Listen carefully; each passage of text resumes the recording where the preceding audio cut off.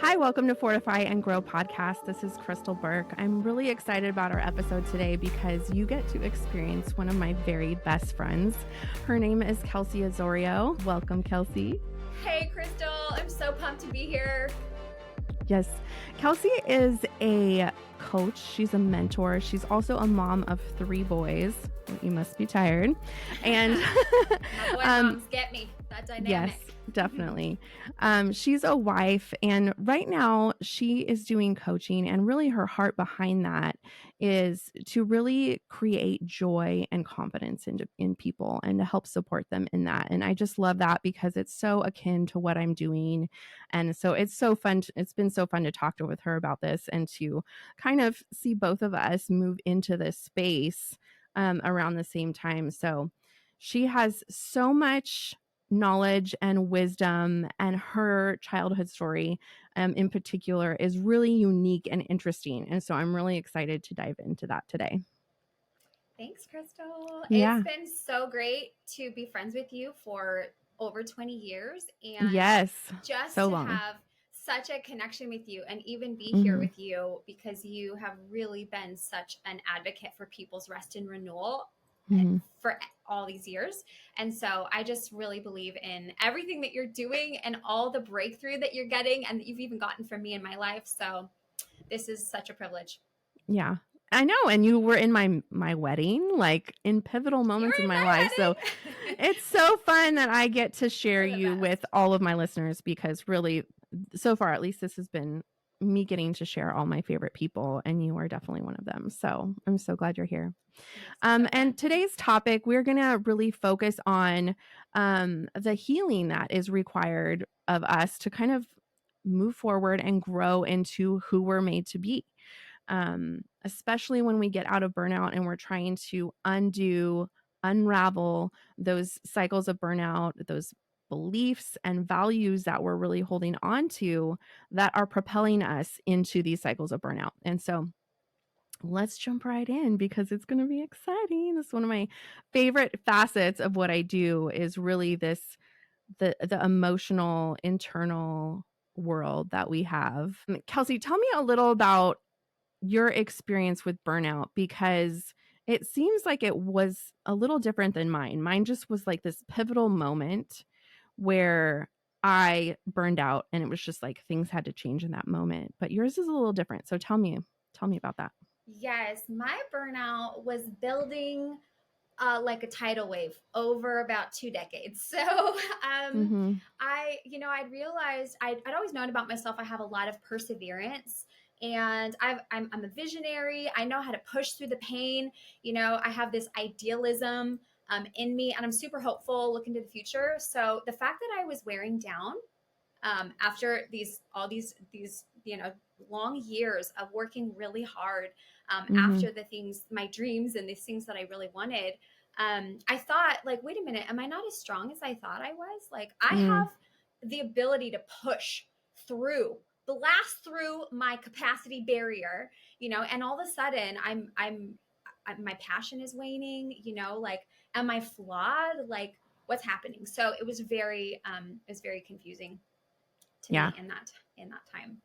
That's crazy. So, when did all that happen? Yeah, when it all hit, like here's kind of a snapshot. So I'm fully homeschooling my 3 boys, just due to at the time, and both of those, one of them I was running my own business, and so between my husband and I, we're trying to work opposite shifts, or my kids are just with me all the time. We don't have a nanny.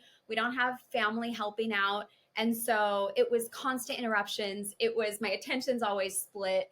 But then my business was succeeding, which is amazing, but I'm turning away clients because I am passionate about ministry. So I'm trying to do all this church life. And ultimately we had moved to San Diego. We lived out of a season of, we lived in 7 different homes in 3 years.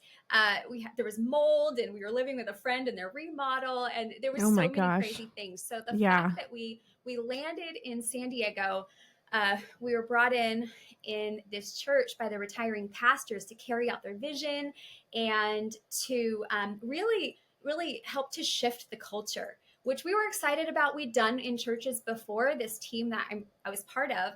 So, we know what it takes. It's like, we're going to go for it. And so I'm working really hard. I have a lot of love for people. We're investing in people so much. I'm hosting charcuterie nights and people over at our house up to 5 nights a week. You name it. I'm like leading Yeah. worship and investing in the teams. I'm nursing my one of my kids, and then I'm running up on the stage leading something, women's ministry, kids ministry, like you name it, we're doing it all. So got to a tipping point for burnout. Our church was going through a breakup of sorts. There was a lot of the political and theological and character things, Mhm. relational tensions all came to the surface, which is incredibly relatable in any church. But it just was too much. So the church was unsustainable. So we lost our jobs, and on top of this, like financially already, we had spent everything, to run after this thing. And my health, I have chronic health issues. My marriage was in turmoil, but we weren't able to like really kind of focus in on that because we were just trying to run hard. Yeah. So this tipping point came in when I really recognized three things. One, um, I was sad. I was just grieving the fact that we had tried to become family with so many people and really invested and poured out our hearts, everything we could, like all our Mhm. free time, our money, everything. And in the end, just that disconnection was just painful. And it's total. Cool. I Hold on one miss my second. kids. So I have to go back because the description of all of your day-to-day sounds pretty intense. Like, did you experience any physical exhaustion during that time, or were you just like, "This is awesome. Let's go do I all the bet I stuff." What did. was that like for you? I bet I did. I'm just so used to it. I actually had this Hmm. panel, this health panel done, and the doctor goes, this panel, we see with very extreme cases, you're very healthy, but your brain looks like you are, you're trying really hard. And under the surface, you're probably like pedaling like hell. Like, basically, are you okay? I'm like, well, I'm fine. Isn't this normal? They're like, yeah, you're Oh about my. to burn yourself out, like Yeah. on so many levels. So on one hand, it was validating. It was like, wait a minute, this isn't normal, isn't this, uh, you know there's all these beliefs in there that were flooding through my mind of like, well, this is what it means to be a hardcore, to chase after God in the kingdom, and this is the capacity I have, and my tenacity's got Yeah. to go somewhere. Here it goes. So yeah. Yeah. That's so interesting because so it's almost like you didn't necessarily feel it in your body. Your brain was showing it in your tests, but were you kind of experience any physical things or like any Yes. emotional reaction Yes. or triggers and you were just pushing them away, or Yes, what there did you that go. look like? Yeah, absolutely. I mean, from sleeplessness to I had a lot of pain. I had gut issues. I had um uh let me think. I mean, I feel like I always have kind of some chronic issues. It's kind of true. My chronic issues. No. Yeah.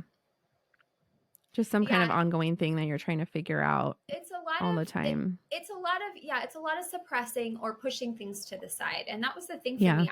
I didn't see these things as like sirens, for something to be attended to. I saw them as like, wait, needs? Like, that's for needy people that I'm trying to help. Like, Oh, wow. Yeah. those are Mhm. those are things I need to shove over here.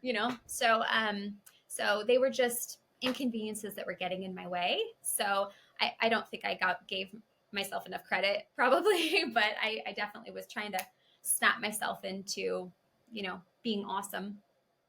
Yeah, that makes so much sense, and I feel like especially if you want to just be okay and you don't wanna have to deal with taking the time to tend to your health or go to the doctor or do all that stuff that's kind of not as fun as just going and conquering the world, you just want Yeah.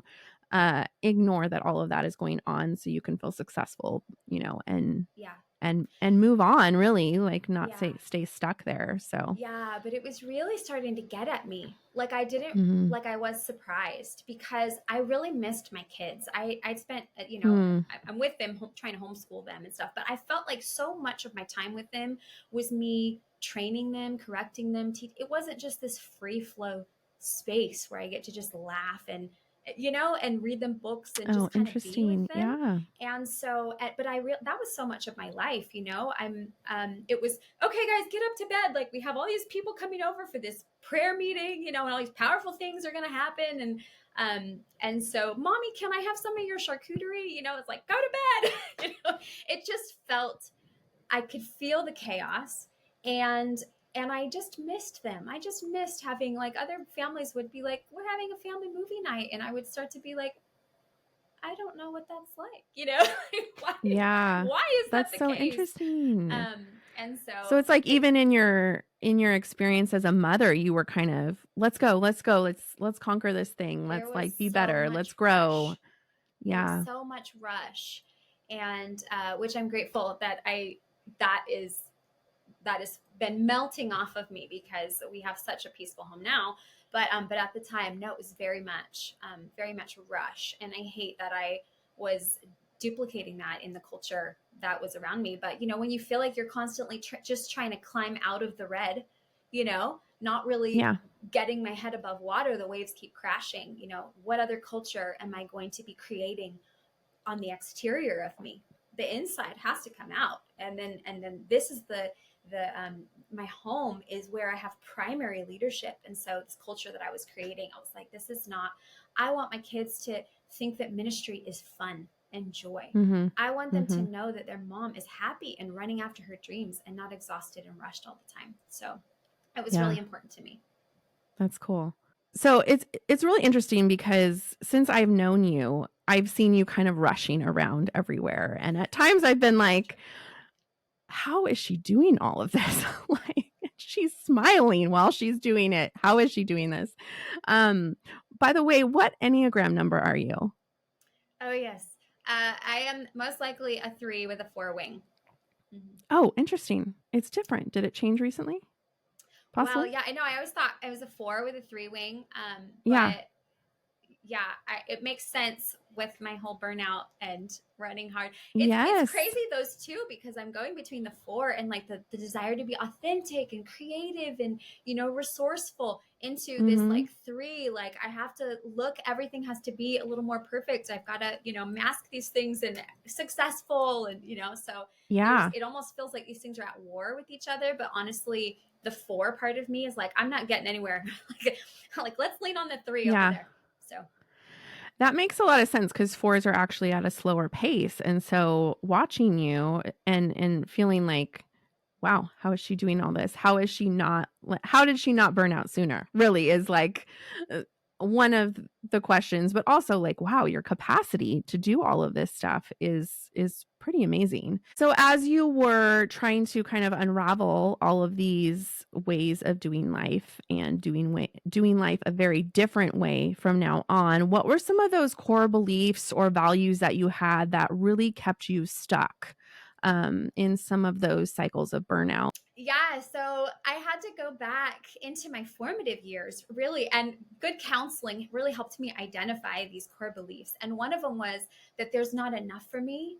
And so I have to make life happen, not enough Mm, time, not enough personality or woo, not enough likability, and especially not enough of my parents to go round in my family. I'm the oldest of 6 kids. And so if I helped to parent everybody, then there would be enough. It would all balance out. That's really yeah, genuinely wow. what I thought. And then my mom is an incredibly stunning woman. She deposited so many gems inside of me. But there was time during my middle school and basically my pre and my teen years that she was severely depressed, and her capacity just really wasn't there anymore for us. So even though she had decided that we would do homeschool, so we're at home 24/7. Yeah. But life really, it was just chaotic. And so I'm getting up early in the morning, getting my work done, and then I'm getting all the kids up, and I'm feeding them, and I'm grooming them, and I'm getting them started on their schoolwork, and then it was just the crazy of the day, like cleaning up, and maybe I would work double. Because I worked ahead in my schooling, and but it was a lot of just kind of helping my mom hold on for dear life, and then it'd be up holding. I had twin baby sisters, so it'd be up holding babies until the wee hours of the night and morning. Wow. So it was, I really just interpreted my parents' stress responses, um, that Mhm. and my own loneliness, that I'm strong. I have a lot to give, but I just didn't realize that I had unmet needs. So, yeah, I think ultimately my motivation was that I really wanted to make my mom happy. I wanted to bring her the relief that she Yeah. needed. And ultimately, I ended up being kind of the partner that she was looking for and didn't really feel like she had in her husband, in my dad. And so I was kind of providing a lot, for Wow. everybody. Was it ever communicated between your mom and you? Was she always asking you for help, or were you just kind of very aware of what the needs were around you and you just kind of stepped in It and was just it did was that? absolutely both. I mean, I my nickname was Kelsorella, like Cinderella. Oh my So gosh. it was That's awesome. yeah, burnout queen right there. But it just I was like, this is a sink or swim environment, like subconsciously, and I am gonna Yeah. swim. I am gonna thrive. And so really I had this I can make life happen mentality come up, like if Yeah. I want fun in our household, I've got to bring it.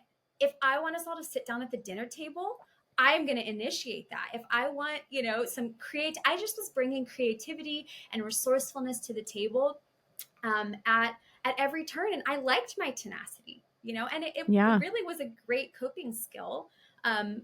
Like through those years, I ended up burning out because I was striving and trying so hard. And I had built this belief system that, ultimately, was a double-edged sword. So, Wow. And did you feel pressure by that to meet all the needs, or were you kind of energized by it? both, totally Yeah. both. I mean, I'm passionate. It's fun to be powerful, and it's great to to have significance, to feel like I'm bringing Yeah. some leadership to the table. Like I love that. I really love those elements that God's put in my Mhm. personality, and I felt like kind of the pieces of my personality that felt like they slowed me down. My introvert. Like I love spending hours of downtime. Whatever. I'd have to be like, not today, girl. Like we ain't got time for that. So I didn't realize I Yeah. was doing myself a disservice at some Yeah. points. Definitely. That's really interesting. And as I'm hearing you, it seems like there's a lot of really significant good giftings in you that are coming out during that time. Which I think is what kind of happens as we unravel and we grow in healing and we realize, wow, look at all my strengths here are kind of mixed in with the exact things that are propelling me into burnout. I think someone, Totally. for example, who is working full time and just going, chances are they really love their job, and it's this thing that they get a lot of purpose and excitement and passion from.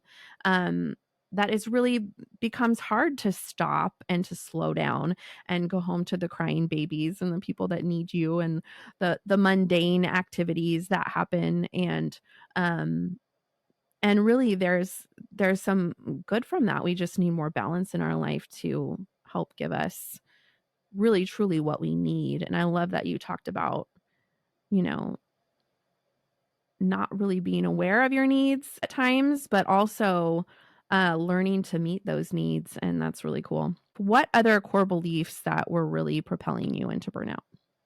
Yeah, I think that there was kind of two more predominant ones, and that kind of are all subcategoried here. And that was that serving equals significance.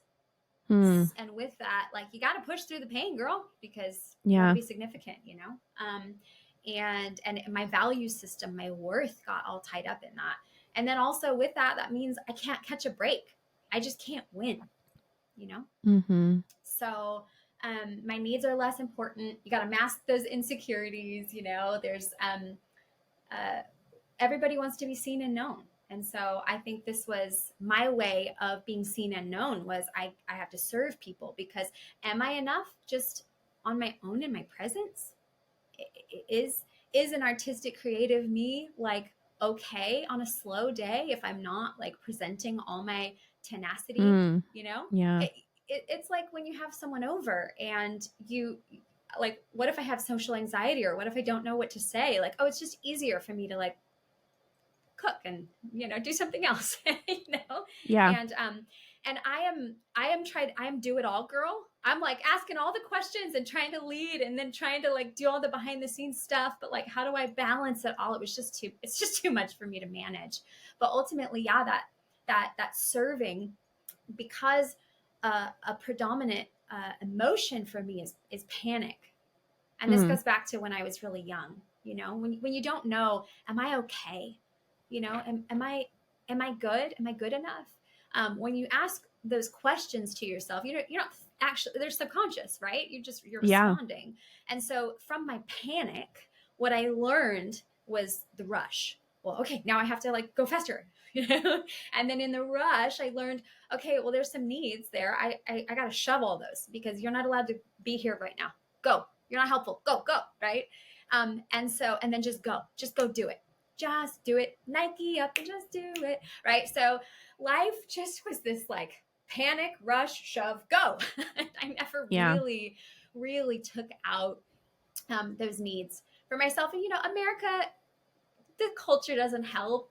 Everybody's praised if you are successful on the outside, and then church culture as well. We touched on that a little bit, like self-sacrifice must be the way. And this was like something significant that you even shared with me, Krystal. I remember being like, but deny yourself, like, that's in the Bible?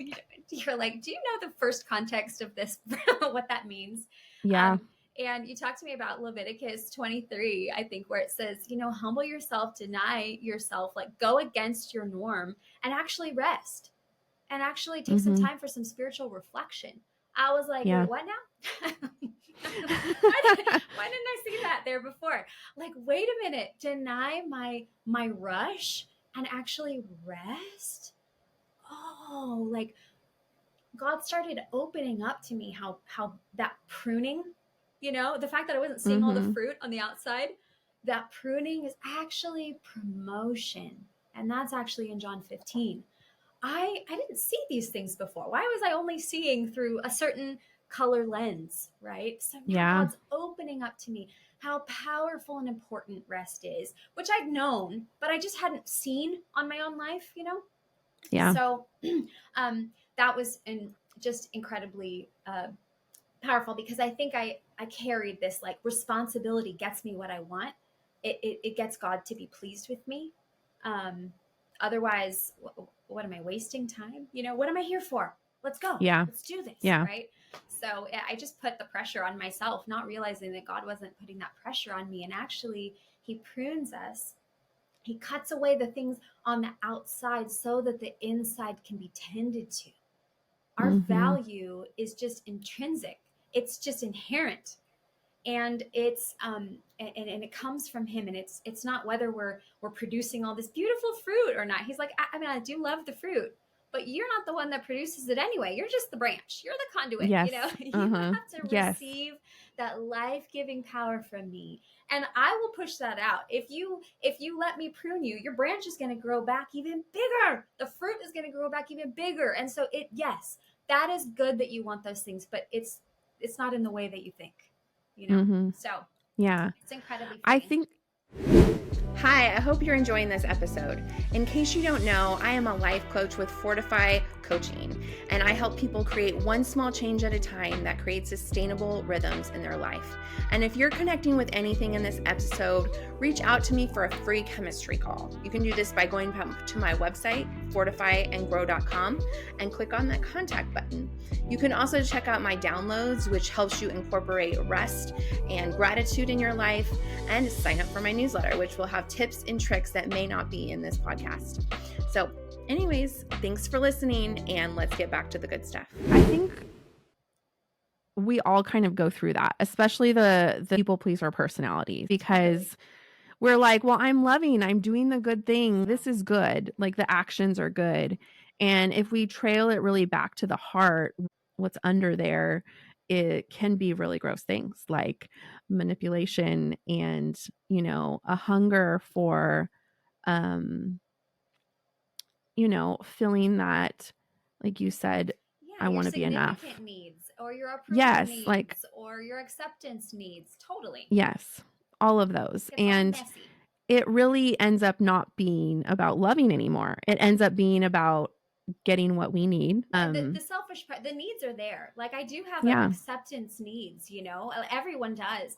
It's just Mhm. where you're getting it from. Like I know that I need that from God. I know that me emotionally regulating gets to be here from Him, and even with my close friends around me, Yeah. it's not from how many things I can lead and how great I am or whatever, because those things fall flat after a while, Yeah. so Yeah, and absolutely, then when yes. we know how to get our needs met in healthy ways Yes. and right Yes. ways, then we're actually free to love the people around us Yeah. from a root of true love and, Yeah. and an overflow of what we have to give, rather than being it like a selfish or just Yes. Yes. survival mode Yes. reaction. And just in case you're a little confused by what we mean by needs, if you're listening, we're really talking about these 10 basic core needs. That is the need to be heard, to be seen, to be valued, to know that you're enough. Let me see if I'm forgetting any. To have affection, to play, to be instructed, to be protected and provided for. These are like 10 basic core emotional needs that Beautiful. come up in different ways for people, that we all have as we're young. And so, yeah, it's really interesting that you highlight some of those. I love that. Were there any other core beliefs or values that really propelled you into that? Yeah, I think one that really got undone in me is just the fact that I can't catch a break. I just can't win. I felt like life was just inherently unfair. Like I was kind of Mm, doomed to hardship, and maybe it was my personality or I don't know. But I really it was like I have three wild boys. Like my friends over here, they have little girls that just sit and play blocks and for 3 hours. They just sit there. I'm like, what happened, yeah, or my personality, just like I'm an introvert and I need downtime and life is too crazy for that right yeah. now, and so what do I do? Like this is just unfair that I was Mm-hmm. made like this, or that I'm a feeler and I my emotions, like it's like go back down in there. Yeah, So the bills need to get paid, while all my friends have their house cleaners and are on their vacations. I'm over here like I have to work harder than yeah, everybody else. Like this is just the way that it is, And so even with my needs, I just thought, ew, needs, because yeah, to have this victim kind of mentality where who's going to save me? Who's my hero? It just put me in this. I can't actually afford to have time for myself. It's not the luxury that I get to have, and there's no one to really parent me, mm-hmm. which wasn't true.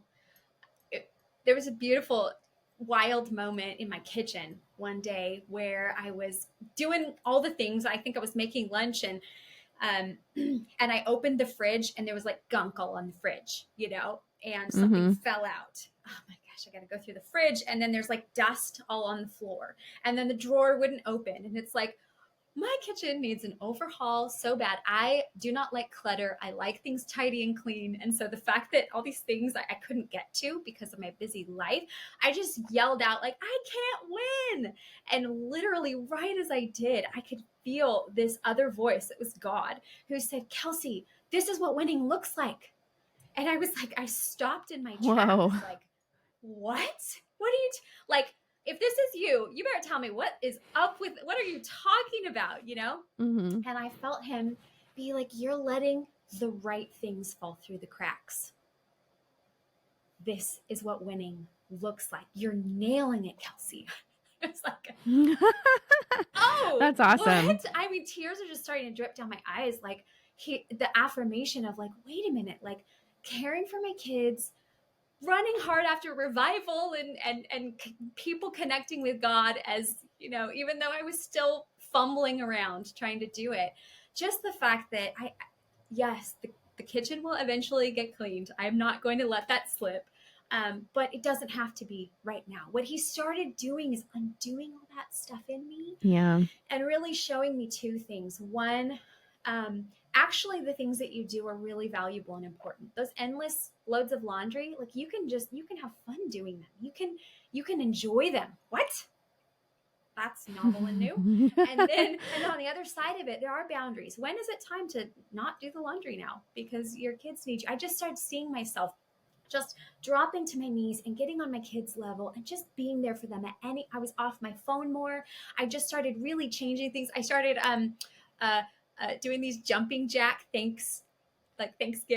So every time I would get really agitated, I would be triggered. And I know I feel it in my body. I get all tense. I'm like, I just am tempted to rush. I start doing jumping jacks. And then I start thanking God for all That the is so things funny. that I have. Like, thank you, Yeah. God, that my house looks like a mess right now because my kids have limbs that work and they have beautiful brains that are functioning and they're healthy and they're thriving. And look at all those dishes because we are fed. We have a full cupboard and pantry and I have creativity like that'll get it done. Like, thank you, God. Like I started just bringing in that gratitude for the things that I wasn't seeing before, and joy started rising. And then I started learning boundaries and when to just say no and let things go and let things be messy and not have people over quite as often and just making those adjustments. The fact that wow, I actually have a say in this margin that I want to have in my life. I actually get to, that's actually okay for me. Wait, Yeah. God designed our bodies to need 8 hours of sleep a night and to need to eat so often and to need to clothe ourselves. That doesn't that seem high maintenance? I'd be like, oh, shower again, you know? Like, but now realizing, I know. That is so funny. But now I realize, oh wait, these things are a blessing. God, I'm I'm trying to function outside of the pace of life that He designed, which is beautiful. There are enough hours. How does that work? I need a real big brain shift, you know? Yeah. And so Yeah. that mind renewal really needed to happen for me. That's cool. Yeah, it almost seems like, you experienced some of what we moms experience not until we have kids. Like you experienced what it was like to be a mom It's almost true. so young, and Yeah, then, you know, when we're young, typically our parents are the ones teaching us, how to pay attention to when we're hungry and when we're thirsty and when we need sleep, and, not only meeting those needs, but really teaching us to be aware of them and how to respond to them and how to take care of ourselves. And for you to be kind of in that mothering stage and doing that for everyone around you and then not having it yourself, it makes sense that you would kind of have to go back and relearn those totally. things over again, in many different ways. It sounds like, you learned it from the friends around you in the community, which was really good that you were in community, but also that God was kind of walking you through this process and leading Yeah. you. And, you know, um, Yeah, it was and I know you definitely. mentioned going to counseling too. I'm sure that Yes. was, Oh gosh, counseling just enabled me to bring my voice forward. Like these things are valid, you know? Like mm-hmm, which I loved. I absolutely loved. I always an advocate of therapy. Oh my gosh, good therapy is great. But yeah, also twofold, like meeting with you was so powerful, Krystal, and even just your mm, friendship and the kind of presence that you carry. You're just you're not, you're not threatened at all by my meltdowns. Like you're totally chill. You're just like, you're gonna be fine, And so you're yeah, very reassuring, which was really powerful in a time when I just felt so like, oh, I'm trying to grab at my handles, and you were just so steadfast in that, and you mm, gave me tools, and you helped me really just drive the importance of caring for myself, of that care that I always longed for, the relief that I was always longing for, that I was providing for everybody else, And then yeah, also the passion that I have even now with the coaching that we do. We have this coaching process Mhm. uh, my good friend of 20 years, Candy, has developed. And I went through it again for probably the eighth time. And it really just walked me into personal revival yet again. I'm unearthing like pieces of my story and why all these things connect and where actually I want breakthrough and actually what dreams was I afraid to dream and I was shoving down because I was afraid of all the hard work that it was going to cost me. Was it going to be worth it? And so I got to just change all of that. And then of course, yes, God was doing this reparenting of Mm. me where he was calling timeouts for me. I'd be like, I need a break. And he'd be like, you need a break. I'd be like, I do need a break. Did you just give me permission for a break? I'm gonna go That take is a so break, awesome. you know? And so I just felt this Yeah. love and this fatherly care from God, that was beautiful. Yeah. How long did you say that took to get used to? Because I would imagine it's a lot of that stopping in the moment. "Oh, wait, I think I might need to take a break. Do I really need," it's like this relearning to pay attention to your mind, body, and emotion, like, signals all over again, and Totally. what was that like, how long would you say that process took? I mean, I'm still undergoing it, of course. It's like this is years and years. Really, it's a lot at the beginning. It's a lot. Just the awareness alone. I mean, I think that's probably half the battle. If you can be Mhm. aware that there's actually a fork in Yeah. the road and I have a choice right now, that's so empowering. Now I know that I'm choosing to either go down the road of my trigger or that I actually there's another way. There's another way, Mhm. you know? So that really comes up to me. I know that that's what mind renewal even is, Romans 12:2 just says like don't just like go with the ideas and the opinions of the culture. Be transformed by the renewing of your mind. Like I actually get Mhm. to become a different person, a transformed person, but it's by renewing my mind. It's this ongoing process. It's not just a one time deal. It's an Yeah. ongoing thing. And it's so that you can know fully what God's will is. It's good, it's pleasing, it's perfect. Well, I didn't see the good and the pleasing. And I'm like, I know it's way out there for me, but oh, actually, God is better than I thought. I love coming into Mhm. that personal revival. Like, oh, I'll never get tired of it. Like, oh, he's so much better than we thought. But not only that, I'm actually more amazing. He's inside of me and I'm more incredible than I thought. I've been serving and blessing and loving, and I can call out the gold in all these people and I can serve them and love them and bless them. But I didn't know how to be a good friend to myself. And I'm with myself all the time. The way I'm Yeah. speaking to myself, I'm letting that inner critic go. Oh, that needs a mind renewal. The way that I Yeah. just function, my behaviors, I need a mind renewal. And I mean, I'm a researcher, so I love like scientifically, 80% of our thoughts are negative. 95% of them are on loop from the day before. And so, whatever we've been feeding our minds, that's what's Mhm. going to be. And 80% of it's negative. Like, oh my goodness, they actually feel real and true only because they're so familiar for so long. And so, to Yes. actually include a little bit of curiosity and be like, wait a minute, was that thought, is that correct? No. Like now it's part of my norm is actually to go to curiosity and be like, oh, what just came out of my mouth? Wait a minute. What does Mhm. Jesus actually have to say to me about that? Where did that thought come from? And so it's taking the sting out of triggers, and it takes away that, the fear and the anxiety. It gets you out into this other place of like where I'm able to really just see things more clearly, and that I really want God's thoughts, not just what I think his thoughts are, the thoughts I assign to him because of how, the maybe some church or some people have interpreted it, or even the lens that I like. God, I am up for taking off the lens. This is what Jesus proved. Yes. I love all of that. It's so beautiful, and I love all of the different facets of what you just talked about, but, um, really that process of stopping and paying attention to what you're thinking, evaluating it and deciding, "Do I like that? Is that lining up with my values and beliefs?" And yes, it is sometimes adjusting those values and beliefs so that you can actually align your thoughts with them.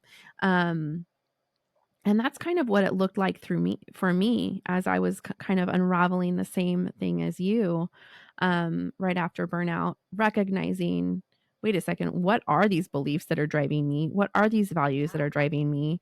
And what am I thinking about myself and how I relate to the world? Do I have value? Do I believe that I have something important to say and something important to give? And it was really challenging for me. My husband and I actually started going to not counseling, but a compassion method consultant, which we only went to her because my husband knows her very well. And we had just had really deep trust. And we started in that relationship because of that. And her name is Laura Duncan. She created the compassion method. And Love it. I just fell in love with it and got so much breakthrough in my own life and healing, and was able to use this process of incorporating compassion into our pain and unmet needs, um, and really extending the compassion that God gives us, the grace that God gives us to ourselves. Like you said, the inner critic that we're always having, giving compassion to ourselves and not being so hard on myself was huge.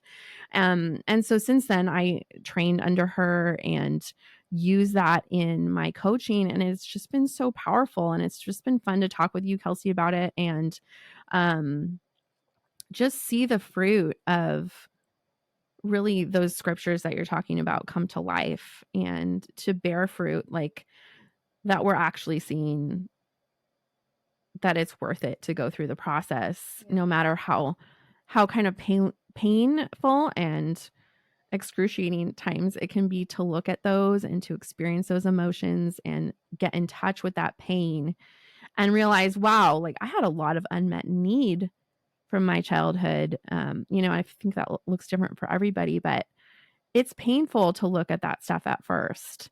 But it is so worth it Totally. because after you Totally. get the freedom, you're like, oh, holy moly. Like Totally. Yes. I, the pain the pain fades. It goes away. It gets healing. It's not just this thing that we carry around all the time with us anymore. And it's just like fresh eyes to see Yeah. the world and who we are and everybody in it in a completely new way. Yes. And just the hope, I think, is Yeah. just so It's massive. has been a surprising thing for me, especially in the last few months. The hope that is coming out of it, like you said, like we're all kind of still going through this because I feel like it's really tempting for us to go back into those old ways of thinking. Like how you were talking a little bit about, being successful, meeting everybody's needs was actually providing you something of significance. It's not like you were getting negative things from that activity. You were seeing things happen. You were meeting the needs, things were getting taken care of, and you were being productive. And so it's tempting to go to back to those same ways, because we know to some extent they work. And so I feel like it's just a constant unraveling and undoing of, nope, I'm not going to think like that. Nope, that doesn't Mhm. get me to the place that I need to be. I know if I go down that trail again, I know the end of that trail. I know it's going to be exhaustion. I know it's going to be, you know, I don't have anything to give anymore. And then I can't do what God's called me to do. I can't be the friend that I want to be. I can't be the husband or the wife that I want to be because I'm just exhausted and have nothing to give. And that's not the promises of God. That's not the life and the joy and the peace that he promises us either. So I love it. It's so It's good. so good. And it's so a both and. It's learning both sides of it. Mm-hmm. There are the moments when it is time for me to like literally flip on the happy music and get all my energy up and like be grateful and do my jumpy jacks and be thankful and like just go for life because we are made to be productive. But on the other side of it, like we are made to rest and we can slow down and it's okay and even for me Mm-hmm. processing all the deep emotions, like I started doing prayer journaling almost every morning, um, and which has been so empowering for me, in the method that I've used. My therapist, that really is the practical side of mind renewal, has been so powerful. We actually designed a journal that's going to be we're going to release at some point, which I'm really excited about, Cool. as a tool.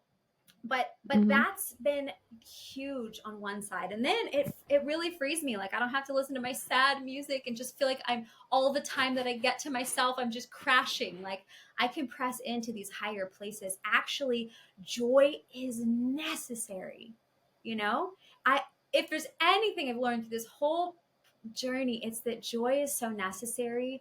Like, not only is it like possible, it's actually like Jesus literally used it as motivation to go to the cross. For the joy set before Mm, him, he endured the cross. Like, that's that's so good. important. In God's Yeah. presence is fullness of joy. The kingdom of God is peace, righteousness, and joy in the spirit. Like, this is literally what he's made of, what the kingdom's made of. And so for me, pressing into enjoyment in life is actually me tapping into the kingdom, tapping into his presence. And so I love it. I love that it gets to be a priority for me at all turns. And sometimes it looks like just like using my body and getting those endorphins going and just loving life. And a lot of times it looks like, oh, I can slow down and I can just be, and I'm enough. And God has some Cool. pressure I off of love that. that. I talk with my clients all the time about making one small change at a time, and it sounds like that's exactly what you've done. Yeah, it's And been a lot of those along the way. It's been amazing. yeah, and then the big changes you made were kind of as a result of all the small changes that you made, it just kind of becomes apparent what you need to do. Would you say that's true? I think so. I think especially as I tell my FOMO to chill out, then then it becomes a little bit easier, you know. When you have a clear yes, it's easier Yeah. to have clearer no's. And so for me, even in the process, I mean, part of what we do in our coaching is really help people narrow down their purpose in life. And so even as I've done that over and over, where I'm at now that I have a clear yes, as clear as ever, it's just made life so much more fun and freeing, you know. And every time there's a curveball that comes, it's like, all right, how is this going to fit in? And I'm not going back to my old belief system, which was I got to make something Yeah. happen. Now Mhm. it's, oh, like, how does God want to free, like, how is this going to be joy and be a blessing to me and to the people around me and my family? And it just reframes everything. So That's cool. this is the good life. I love it. Something that you've been talking a lot about is hearing from God. And, since I've known you, you've always had a very deep, intimate relationship with God. It seems like that was something that you developed as a little one. You probably needed to lean on Him more than, anyone else as you were young.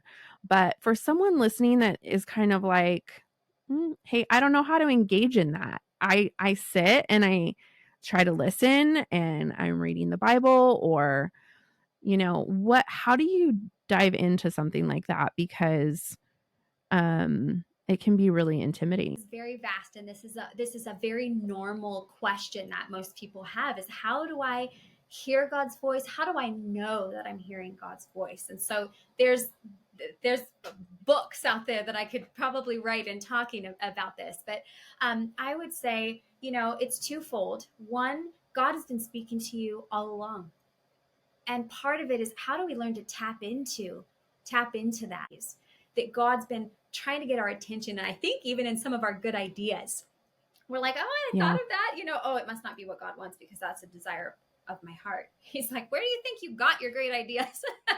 Give me some credit, baby. I love you, and I put those inside of you.